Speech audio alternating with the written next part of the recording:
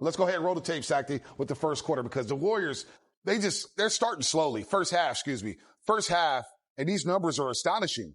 10 points from your starters, 35% shooting from the floor, 27.8% from the three-point line, and the Heat starter scored 55 in that first half to set the tone. And no starter for the Golden State Warriors hit a three in that first half. Malik. Yeah, I thought Miami did a really good job. Obviously defensive, but dictating pace of play. Both teams struggled to get out of the gate, but I thought Miami played harder. They got to the 50-50 balls and really worked the game to where they gained their momentum offensively. But I just think the physicality that they brought to the game really established the Miami Heat's pace of play. And then they had an exceptional offensive night, which is rare, especially in the last 10 games. They've been really struggling. But to put up those efficiency numbers and with the consistent effort defensively, that's why they got this win tonight. Okay, let's talk about connectivity, right? We talk about defense being connected to offense. Well, the Warriors couldn't stop the Miami Heat on one end. And so every time you came back to play offense, you were playing against a set defense. So you have Bam, you have Tyler Hero. All these guys were long, athletic guys who were in the passing lanes. They were stopping Jimmy Butler. They would stop the drive every time. And even when you got past your guy, you got Kevin, how you say his name? Khalil Ware. Khalil Ware, who was an athlete, who was a 7-footer, staying waiting for you at the rim. So you couldn't buy a basket by the rim. You couldn't get a shot out on the three-point line. All night long, I think the Miami Heat just dominated this game. The game connects itself, as you said, Fezzi. Defensively, of course, the effort, the strategy, attention to detail. But when you're missing shots, it drains your energy. And the Warriors, I thought, had a lot of good open looks. They just didn't knock them down. I thought that took away from their energy. Yeah, the bench kept them in the game, even rallied in the third quarter with a 10-0 run to cut the Heat 17-point lead to 78-70. But the Heat ended the third quarter on a 5-0 run, and the rest is history as they win 112-86. But let's talk about the return of Jimmy Butler. This was a highly anticipated return as the Warriors are spending 5 days in South Beach, Miami. Jimmy Butler downplayed it, but you heard from that arena that they were booing him. They were not pleased with the way it ended down there in South Beach, Miami. And you know what? He was quiet tonight. 11 points, 5 of 12 from the floor, 6 rebounds. And the Miami Heat did a great job, Fezzi, of keeping Jimmy Butler off the free throw line. Just one free throw attempt tonight against his former team. That's the biggest stat line, Bonte. It shows you because Jimmy Butler is a guy, they know him. You've seen him there for years. He took this team to 2 NBA finals, the Miami Heat. So they know the scouting report on Jimmy Butler. And they played big on him. They were in the passing lanes on him all night long, not letting him get into the driving lanes either. I thought the Miami Heat did a phenomenal job. And the scouting report right now on the Warriors is you just play very physical. You put big guys in the middle of the lane. And so now you got to start making shots to make them pay, make the defense pay. And those are makeable shots from Jimmy Butler. We see him hit those mid-ranges all the time. He attempted 2 threes, but they really put a hand in his face and contested everything he did tonight. Well, obviously, Eric Spoelstra had the scouting report down to a T. Number one, he played big on him. He put Bam Adebayo on him, so he played a bigger player on him one-on-one.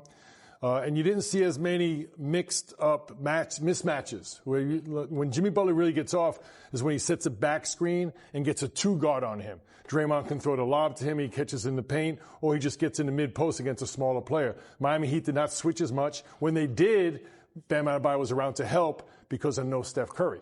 Without Steph Curry out there and they're not knocking down 3-point shots, they can overhelp on Jimmy. So they did a great job strategically. They executed great defensively, but the fact that Steph wasn't out there, I thought, gave them much more confidence to double and triple team. This is very much a playback of the game earlier this year in January when the Miami came to Chase Center, and they did the exact same thing. What did they do? They were more physical. They hit 16 threes. They were started off the game hot. They won the first quarter, and from then on, it was just a slugfest. That's what the Warriors are going to see on the road trip now, because now when you set the tone like this of the first 2 games, other teams are going to watch this and try to replicate it. You're looking forward to having Steph back in the lineup. Last thought on Jimmy Butler. Obviously, you have to have the personnel to do it. But we've seen Orlando when Steph scored 56. Orlando put a bigger body on Jimmy Butler, a taller Jonathan Isaac and Paolo Banchero. We see Miami tonight with Bam Adebayo. Is that the strategy moving forward for opposing teams to say, hey, we even seen Aaron Gordon at times on Jimmy Butler last week at Chase Center? Well, yeah, you have to make them pay. If you put a big guy on Jimmy, it's because he does 2 things really well. He's one of the best one-on-one offensive players in the league. That means he can get to the rim. And number two, he gets fouled a lot. But if you put a bigger guy on him, he doesn't need to jump on the pump fakes. He can just stay and contest the shot. That way you can bother the shot. That's one. But Jimmy Butler is not a high-efficiency three-point shooter. That's also part of it. So they're playing the drives. These are all the things that the opposing defenses are playing to. But you have to understand, the Warriors are one of the hottest teams of the league, and they have been for the last 15 games. So teams are trying to figure out ways to guard him. And whenever one team has some success, they're going to try to replicate it in the next games. Yeah, I think fundamentally, Bonte, it is to play the biggest, maybe a power forward on him that can move his feet, that's athletic enough to play one-on-one defense. You saw that shot chart there. Those are shots most NBA teams will live with, contested twos. The key is don't foul Jimmy Butler. If he's going to make them, you have to make sure you don't foul him, which the Heat did a good job of tonight. The real thing is, without Steph Curry, it's much easier to guard him because a lot of times Jimmy Butler sets that back screen on Steph. The two guys go with Steph, or if they do switch it, Jimmy gets a smaller player, then he can cook one-on-one. So there's a lot of different factors. And, if you do play big on Jimmy, and Steve Kerr's done a good job of this, put the ball in his hands and let him run the pick and roll and be the playmaker. So I think without Steph, it's a lot easier to guard Jimmy Butler and really put your entire scouting report into Jimmy Butler. Easier to play that zone defense, too, knowing that the chef is not beyond the arc shooting those three-point shots as the Warriors fall to 16-4 when Jimmy Butler plays in a game, 16-5 overall in the 21 games he's been a part of the organization. All right, Andrew Wiggins. It was a we didn't want you Wiggins type of game, right? And he came out active. Look, the stat line is going to say 10 points, 4-13 from the floor, 5 assists, 5 rebounds. But I saw a very engaged Andrew Wiggins. 3 block shots, Fez, he fell. 2 steals. How about the play on Jimmy Butler in the first half to prevent a layup after turning the ball over? Andrew Wiggins, not the greatest stat line, but you can feel his impact on both ends of the floor. Yeah, Bonte, if you ask who wins this matchup, that's Andrew Wiggins. His team won, and the way he did it was playing within the Miami Heat system, which is defensively being active out there in the passing lanes, blocking shots, creating shots for his teammates because his shots weren't falling. You saw a lob to the big man. These are all the things that you want from an Andrew Wiggins when he's struggling like this. Yeah, Bonte, I think what you said is true. Andrew Wiggins did not let his lack of efficiency dictate his impact on winning. It was a strange game for Andrew. 4 of 13. He had a backcourt dribbling violation, but he also had an incredible hustle play in a fast break opportunity to take away a layup. So this is a typical Miami-type performance where you don't let shots going in or not dictate your effort, energy, and ultimately, if you're going to win the ball game. A lot of familiar faces tonight. Alec Burks, Kyle Anderson. These are all guys who, played with the Warriors. But Andrew Wiggins being the guy who's the main focus. Won a championship with the Warriors in 2022 when he was one of the best players, almost won MVP. He was the second best player next to Steph Curry. So, that's a brotherhood that's going to be there forever. You saw that in the clips right there, him and Draymond just hugging it out. Well, let's talk about the big. Bam Adebayo. He played big. We wish he played like this every single night if you're a fan of the NBA. Look, 27 big points, 8 rebounds. And I thought he set the tone early on with that dunk right there, Fezzi fell. 9 of 18 from the floor, so he was aggressive. 7 of 9 for the free throw line. And look at him cook there. The young man quitting post right there. Bam Adebayo had his way with the dubs. Bam, bam, bam. Vontae, he came in here. He was physical. He did everything that you asked from him. He guarded Jimmy Butler on one end. He's hitting threes, 2 for 3 from the three-point line, blocking shots. Bam is the leader of this team. Now that Jimmy Butler's out, Bam is the all-star. He's the leader for this team. When you talk about the Heat culture and their physicality, he is going to be the guy that they try to surround with some talent to try to make some moves in the future. And so Bam, understanding the importance of this game, he came out and set the tone early. I think it's key that Eric Spoelstra started Khalil Whale at the 5, moved Bam over to the 4, where all of a sudden he's a big 4, athletic, can overpower that at the 4 position. When he plays 5, a lot of times he's undersized, and in playing the 5, he needs to knock down a perimeter shot. At the 4, he can really dominate the paint. I thought he had an incredible game, active all night long. But the fact that Khalil Ware started at the 5, moved into 4, I thought was key. Amazing how Miami keeps finding these guys, right? Highsmith, Ware, Jovic, Duncan Robinson. Heat culture is real, folks, and they beat up on the Golden State Warriors tonight down in the Southeast as the Warriors dropped to 0-2 on a 6-game road trip. They'll try to rectify everything Friday night against the New Orleans Pelicans. But we'll hear from Steve Kerr on the other side. Plus, watch Jimmy Butler watch his own tribute video down there in Miami as he shows the fans some love for all the accomplishments he had down there in Miami. More coming up on Toyota Warriors Postgame Live. Down there in Miami, we were wondering whether he would get a tribute video after the way things transpired down in Miami. Obviously, there's two sides to the story, but Jimmy Butler was touched. He said earlier this week that he was unmoved by the emotions. It's just another game. He just wants to win. But he did watch this tribute video, and it had to feel good for Jimmy Butler, right, Fezzi? Of course, Bonte. I mean, you spend the time with an organization. You go to the finals. There's brotherhoods formed. There's, routines. His family still lives in Miami. So all these things are incredible memories that he's got to have. Obviously being a leader, a superstar, that, being out there in Miami. There's a lot of incredible things he got to do with that team. And it's always good to have those things appreciated. But right now, this is a game where he's on the other side, and it's really hard for the team to cheer for you, especially after how awkward the end of the relationship there ended. Yeah, look, Jimmy Butler's been an incredible player, and probably his best stop was the Miami Heat. He did some amazing things there, and he was amazing in Philly, Minnesota as well. So everywhere he's been, he's played at a high level. The details of his exit, I don't know about that, but I do know Jimmy Butler's been a great player in Miami. He's playing incredible basketball here. The Warriors are 16-5 since he got here. And on the flip side, two things can be true at the same time. Pat Riley and Eric Spoelstra are champions. They're class men.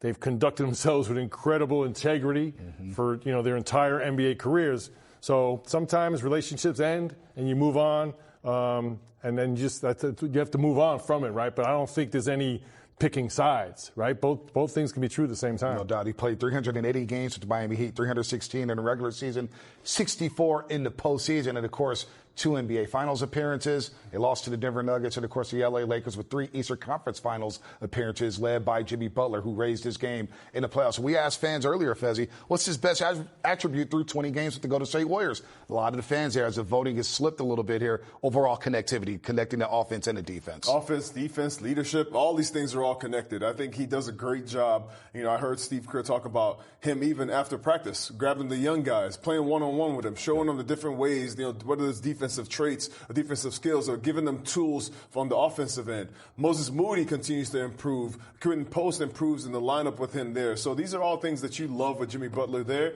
But most importantly, there's a swagger that comes with having another dog, wolf, whatever it is you want to call him, a guy who comes out on the floor and it's just all about his business. He wants to be physical on the court, and he's a winner.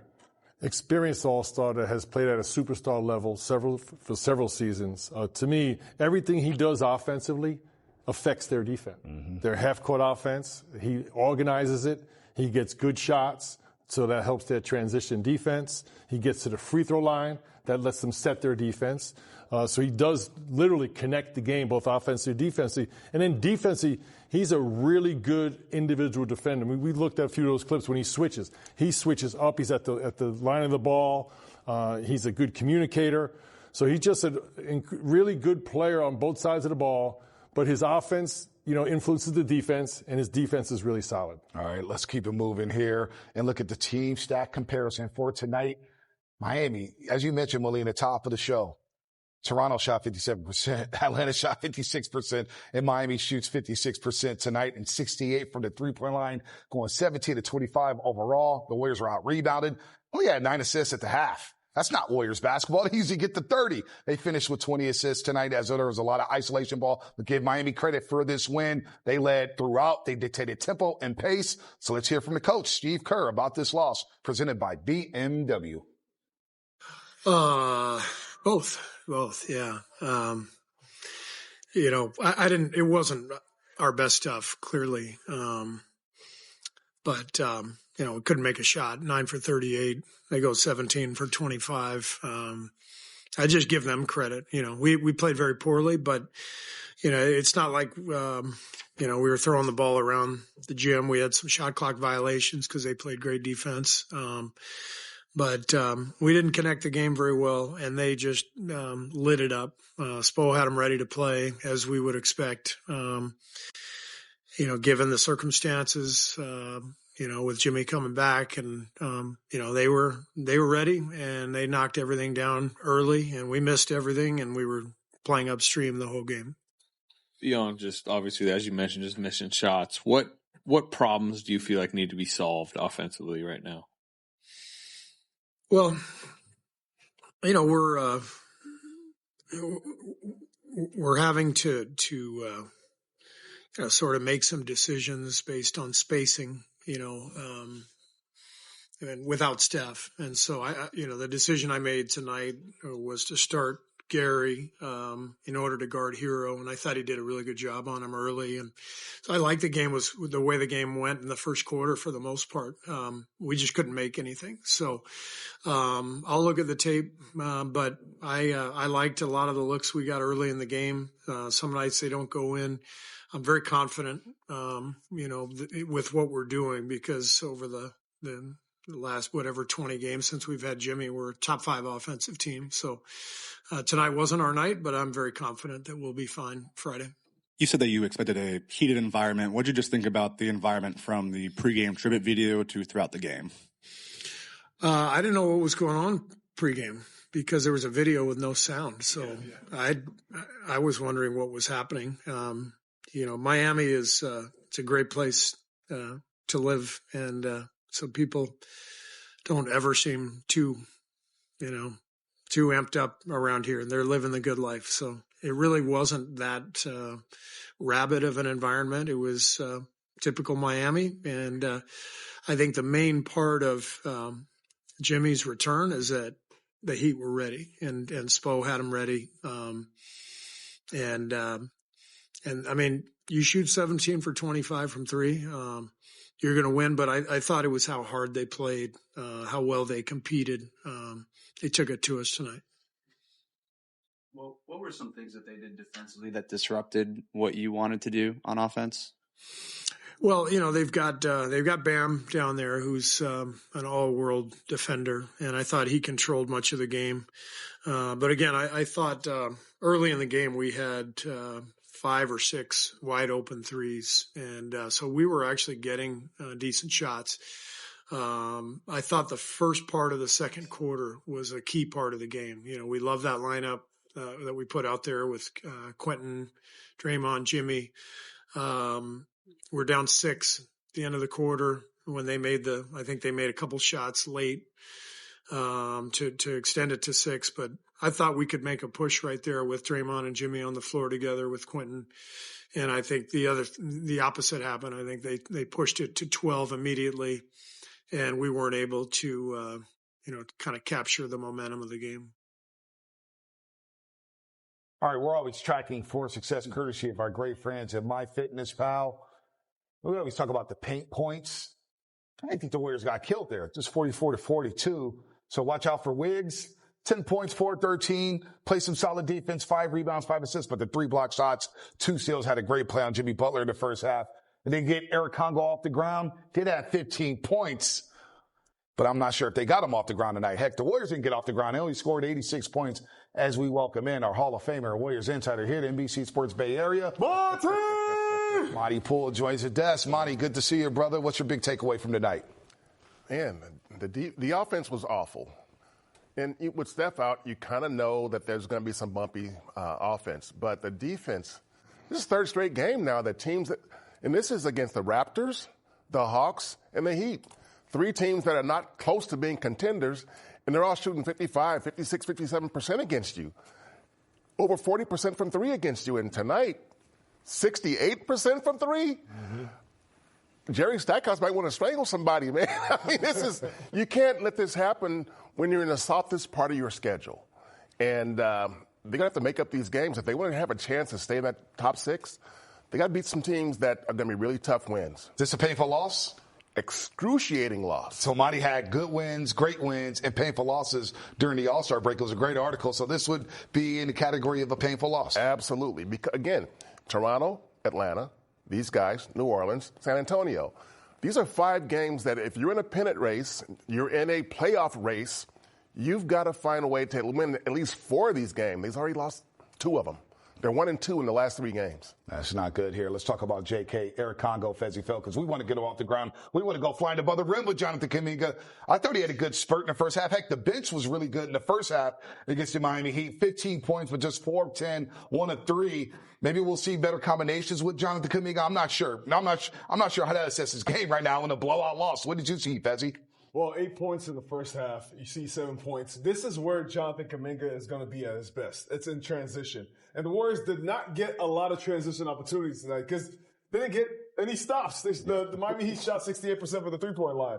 JK is trying to find his spot. And with Jimmy Butler on the floor, which is pretty much what it's going to be without Steph, it's Jimmy Butler, JK, or Jimmy Butler, or Draymond Green, Jonathan Kuminga. Both these guys, their non-shooters in defense are going to sag off of them. So there's no space for JK to operate in the half court. So that's something they're going to have to figure out. But having Steph back in the lineup is going to be really important and key for him to get activated. I thought he looked pretty good, Jonathan. I mean, they only scored 86 points. He gets 15, 4 of 10. He played a solid game, but I don't think this is a night you want to judge anything offensively. Right.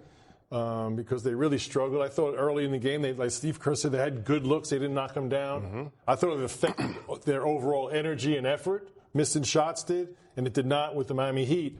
But again, as Monty said to me, we've been talking about this, Bonte, 3 games in a row. Since the Milwaukee game, each team's been over 55%. And that's something that, especially on the road, you're not going to win games on the road.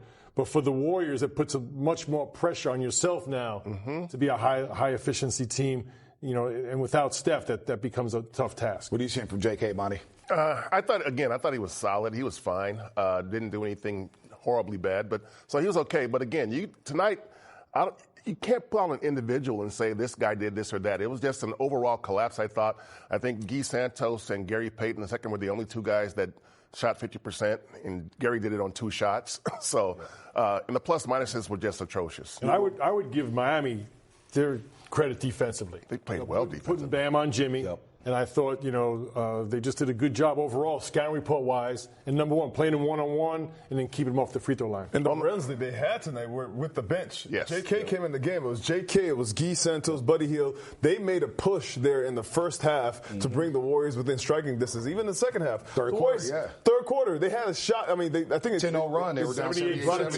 Brought it to 8 points. So for the Warriors, the bench came in. They did their job tonight. They were scoring. They were defending. It was really hard to get back into the flow after the Warriors started in such a big hole. When your bench outscores your starters by 10 points, it's going to be tough to win a game. I mean, the starters scored 38 points total. 38 points. You missed Steph. You missed Steph, but come on. Yeah, they got outscored by 50. But you brought up Gui Santos, and we just heard from Steve Kerr saying that he's got to find a way to give Gui Santos some more minutes here. Gui Santos had a nice push in the first quarter. Came out on fire, hit a couple threes. His family was in town, right? 5 of 8, 3 of 6 from the three-point line. How does Steve Kerr utilize Gui Santos and figure out how to get him into this rotation? Yeah, it's going to be – I think it has to be on a night-by-night basis because Steve has to have his leash become shorter and shorter as they go down the stretch. If the guy doesn't have it early, you have to pull him out and try Gui. And if Gui doesn't have it, pull him out. You've got enough players to keep going through your roster and trying to find somebody who might have it on a given night. You got to think at some point you won't have 11 guys that don't have it in a night. Well, he had it tonight. Yeah, that's what I'm saying. He came into the game played well. He brought the energy from the jump. He's a smart player. He's going to get loose balls. He's going to get rebounds. He's going to hit an open shot when he's open. Just a smart player. Knows when to cut. Knows when the space moves the ball. That's something that's really important for the Warriors offense. This part of the same bench that we're trying to make the push that just wasn't enough juice for them. Yeah, I think on a nightly basis, as Monty said, it's going to be matchup-wise. So you go into the game thinking who the best matchup is that particular night, and if that guy's not going, you try somebody else. But I think one thing will be for sure. You know who's closing the game. It's going to be Steph, Jimmy, and Draymond, and then it's trying to figure out who those other 2 players are to close, and then you fill in the middle of the game with who's hot. Yeah. And who the best matchup is on that given night. Yeah, no doubt about that. Monty, always a pleasure. I think I'll see you in a couple hours. Oh, for sure. Monty! Right, that's our podcast coming up. We got a lot to discuss, Monty. You be ready. Boy. You be ready. Then we'll plug that Man City Sleep World as well. Still Man City Sleep Awareness Month. We're going to go around the NBA and some unfortunate news about Damian Lillard. We'll explain on the other side here on Toyota Warriors Post Game Live. Warriors are now tied in the loss column with the LA Clippers. They'll need the Clippers to lose their next game to stay in 6. Memphis, Lakers, and the Denver Nuggets tied with 28 losses there. But Houston holding on to the number 2 seed. They're up 3 right now over the Atlanta Hawks with about 18 seconds left. So Memphis is up 8 on Utah. That's early third quarter. Cleveland up on Portland. Sacramento losing to Oklahoma City by 9 at the end of 1. So really watching the Clippers here who are playing some good basketball right now, Fezzi and Mully, and the Warriors, you don't want to fall into that box. It is imperative to get that week off before the first round of the playoffs. Monte, this is why you control what you can control. And when you play against teams that are worse than you are in the standings or like when they're depleted, you got to put your foot down early in the game. Yep. You can't let them get comfortable. You can't let them get into the game shooting. I mean, the Miami Heat are one of the worst shooting teams in the NBA. And tonight they shot 68% from the three-point line. Season high, Fezzi. You can't say enough about things like this. At first, yes, you could say this is a coincidence but after 3 games in a row, there's something about the defense. We talked about this before the game. There's something about the defense where guys are overhelping. They're losing their principles. They're not keeping the ball in front of them. These are all things that the Warriors need to fix if they want to really make a run here at the end of the season. Yeah, and his Heat team came in. They scored 109 per game, right? They give up 110. But as Fezzi said, they shoot 46 from the field. They shoot 56 tonight, and they just shoot 36 from the three. They only took 25 threes. Right. They made 17 of them. So it was an incredibly efficient night. But I thought physically, they took the physicality to the Warriors, both offensively and defensively. They dictated the pace of play, which for Miami, they're 28th in the league in pace. So that's a slow-paced game. The Warriors playing small really have to have a better start. That's what it's about. It's getting off to better starts. So we'll see how they do. A few days of rest in Miami, and we know if you want to get rest, you actually have to go to sleep. So get your rest these next 2 days to get ready for New Orleans. Maybe they'll abort mission and just fly to New Orleans tonight, right? That's not happening. No. No Bourbon Street? I mean, Miami, they're 14-1 on the season when holding teams under 100 points. And in both matchups, they held the Warriors to under 100 points. Tonight, 86, back on January 7th. 98 points. So the Dubs, they definitely have some work to do on this road trip here. But let's go around the NBA because we have some bad news about Damian Lillard. He is out indefinitely as doctors discovered a blood clot in his calf. Dealt with this earlier in the season. He's been dealing with injuries all season long. Although Giannis and Dame are the highest scoring duo in the league, he's going to be out indefinitely, which is really a big blow to the Milwaukee Bucks, Mully. Terrible news. Damian Lillard, one of the dynamic players in our league. He didn't look right when he played here. He did not look right to me physically. Not that I knew anything, but he didn't look right to me. Hopefully he gets healthy. This is similar to what Wemby has, right, in San Antonio. In the shoulder. Similar diagnosis. So prayers for Damian and get well soon. It's a huge blow to the Milwaukee Bucks. They have been up and down all season long, trying to get both superstars and Giannis Antetokounmpo and Damian Lillard, understanding that they both bring something similar to what we talk about with Jimmy Butler and Stephen Curry. One guy can dominate on the inside, the other one can dominate on the outside. Damian Lillard has Steph Curry range and also is dynamic and get to the paint. So this is a huge blow for the Milwaukee Bucks and their playoff chances. So hopefully, get well soon. Damian Lillard is one of the prolific guards in the NBA, actually one of the top guards of my draft class, and just to see him continue to do what he's done so far, it's really incredible. So hopefully he gets well soon. Yeah, going to be tough sledding. They're also missing Bobby Portis, who was suspended for 25 games as well. So the Bucks are struggling right now, but let's go flying above the rim. Who is it? OAK? Flying above the rim, courtesy of OAK. Who is it? There we go, Fezzi. And it wasn't. Make sure you're on your game, man. Yeah, I got to make sure I'm on my game. It's Young Glove, GP2. 2 hands for safety. Something about Miami, man. There's a lot of dunks out there in Miami tonight. It's heavy legs, huh, Bonte? No, combined 20 fast break points to Warriors. The kid outscored the fast break. Zena, don't laugh. 12-8. Miami advantage there. Sleep Awareness Month, I should say. 50% off all pillows this Saturday. Your last chance, Carlos, this Saturday. Get you some new pillows. Highlight number 3, Jimmy Butler getting some love. Welcome back, Jimmy Down Butler. in Miami. This was before the game, obviously. You got the video tribute, a couple finals appearances, 3 Eastern Conference finals appearances, Eastern Conference playoff MVP, of course. Man. Great run down in Miami. Good times until it's not so good anymore, Bonte. No, it didn't end well for Jimmy Butler in But he had Miami. an incredible run there in Miami. They also had the scouting report because he went 5 for 12. He didn't get to the free throw line. Nope, just 1 free throw attempt. Okay, big fella, I see you put the ball on the pass deck. right there. Look at Eyes behind your head. Nice I cut. was not familiar with that in this game. Nice read by Gui Santos. Ooh, Win the space, win the cut, win the screen. talented young That's man. part of the Quinn run Post. by the bench mob. There it is in pods with the Euro. Decelerated Euro. Yo, did you see last game? He added a pump fake to the Euro. I did see I don't that. know if y'all saw this move, but Man, he just continues to do more and more with this Euro step.